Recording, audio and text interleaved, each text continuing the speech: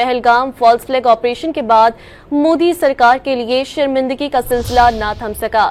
بھارتی جنرل نے Pahalgam false flag operation کے بعد پاکستان کے خلاف کارروائی سے انکار کر دیا۔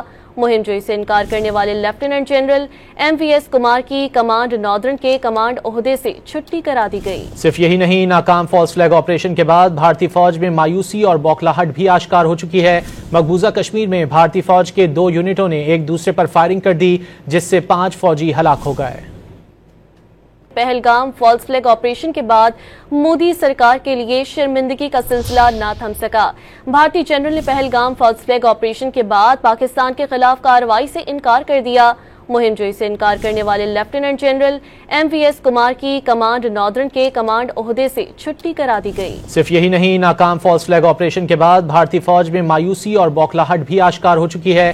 مقبوضہ کشمیر میں بھارتی فوج کے 2 یونٹوں نے ایک دوسرے پر فائرنگ کر دی، جس سے 5 فوجی ہلاک ہو گئے۔